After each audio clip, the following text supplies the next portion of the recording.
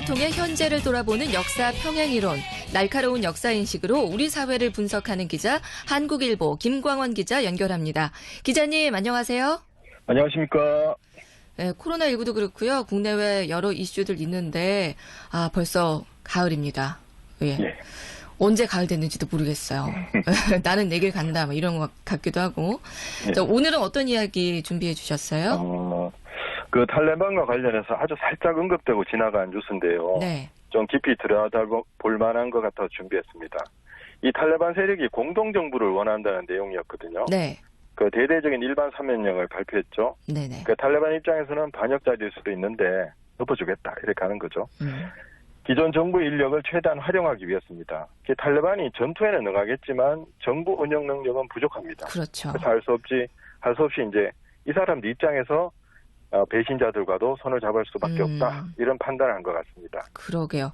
지금 전문가들이 아프간을 떠나고 있는 것도 굉장히 경계를 하고 있잖아요. 예. 뭐 사실 국민 한 사람 한 사람이 떠나는 거 다 뼈아프고 아깝고 그렇겠지만은 이런 또 전문 인력들은 더 이제 큰 손실로 여길 것 같아요. 네.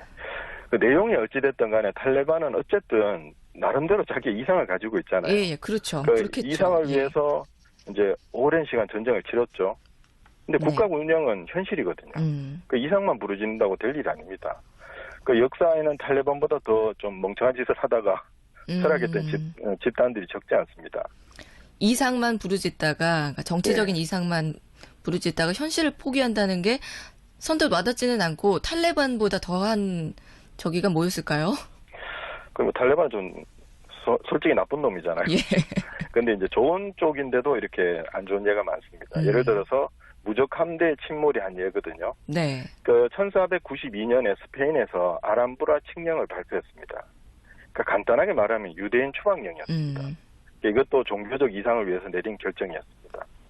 근데 유대인은 사실 뭐 경제적인 능력도 상당하고 똑똑한 민족이잖아요. 똑똑한 사람들이 그렇죠. 워낙 많고 그런데 그렇게 되면은 스페인은 손실이 큰 거 아닌가요?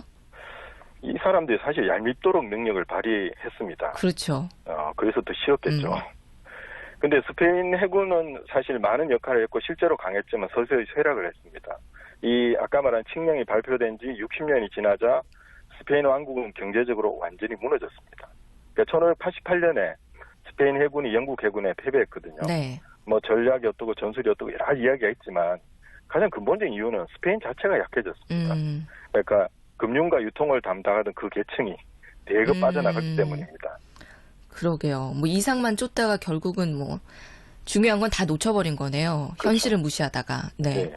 유대인들은 쫓겨났잖아요. 네. 그 스페인을 떠나서 네덜란드, 영국으로 건너갔는데 그 지역의 경제가 막 살아납니다. 대개 이제 동인도 회사 설립이나 대항해 시대의 개막이 이들의 역할과 관련이 있다 이렇게 보거든요. 네. 그러니까 통치는 이상을 추구할 수 있겠지만 경제정책 등의 실무는 현실입니다. 스페인은 그걸 간과했죠. 네. 좀 다른 이야기일 수도 있는데 고대 스파르타인들은 메세니아인들을 잡아와서 노예를 부렸습니다. 그러다 테베와의 전쟁에서 패하거든요. 네. 그 노예들이 모두 풀려나요. 그러니까 이제 스파르타인들이 먹고 살기 힘들어졌습니다. 왜냐하면 이 사람들이 전쟁만 연습했거든요. 예. 그 식량 생산을 비롯해 경제는 메세니아인들이 맡고 있었는데 당연히 이제 경제를 굴릴 사람이 없어져 버렸습니다. 야, 그 생각을 왜 못했을까요? 예. 그러니까 이게 뭐 다양한 분야의 전문가가 다 있어야 되는데 예. 자기들이 중요하다고 생각하는 것만 집중을 하고 안 그런 부분은 간과했다가 아주 대가를 톡톡히 치렀네요. 그렇죠. 이 사극에 보면 양반들은 공업과 뭐 상공업에 종사하는 사람을 천대시하잖아요. 예. 근데 유럽에도 상업을 천시했거든요. 네네. 왕과 귀족이 우선이었습니다. 근데 상인과 수공업들이 덩치가 커지면서 중요한 세력으로 성장했죠. 길드죠, 그게. 그렇죠. 예, 상인과 수공업자. 예, 처음에는 스스로를 보호하려고 집단을 형성했지만 점점 힘이 커졌습니다. 이들이 모인 곳은 도시의 모습을 띠기 시작하거든요. 네. 부르주아라고 불립니다. 성한 사람들이란 뜻이죠. 그 귀족들의 간섭에서 자유롭고 싶어서 영주나 왕으로부터 도시의 자치권을 얻으려고 로비도 하고 또 싸우기도 했습니다. 왕한테 로비할 정도면은 뭐 엄청나게 돈도 많고 파워도 있고 뭐 그렇다고 봐야겠네요. 그렇죠. 그 영주들 중에는 천한 것들이 건방지게 이렇게 생각을 하는 이들이 있었던 것 같아요. 네네. 십자군 원정 이후 12세기부터 유럽은 동방과 교역을 시작했는데 이전에는 경험하지 못한 호황이 찾아왔습니다. 그러니까 유럽 여러 곳에서 도시 경제가 발달했거든요. 네. 근데 이때 부르주아들하고 연결고리가 있던 영주들은 성장을 했고요. 소위 철한 것들 이렇게 물리쳤던 영주들은 쇠락했습니다. 고상 떨다가 결국은 망했네요. 그렇죠. 예. 그 또 우리나라를 보면 택리지를 보면 의미심장한 구절이 등장합니다. 이제 경상도를 설명하면서 고려에서 조선에까지 수천 년 동안 무수한 인재를 냈는데 인조 임금 때부터 인재를 거의 배출하지 못했다 이렇게 썼거든요. 네. 이렇게 써져 있습니다. 인조가 어지러운 전국을 진정시킨 뒤부터 서울에 대대로 사는 집안의 사람들만 치우치게 등용했다. 그러니까 이중환 선생의 지적도 있지만 조선은 후기로 가면서 인재들을 대부분 서울에서 발탁했습니다. 그랬군요. 예. 서울 사람들끼리 치고받고 싸우고 그랬던 거네요. 그렇죠. 인재를 좀 두루 등용을 해야 되는데 그러지를 못하면은 결국 나라가 기울 수밖에 없겠죠. 그렇죠.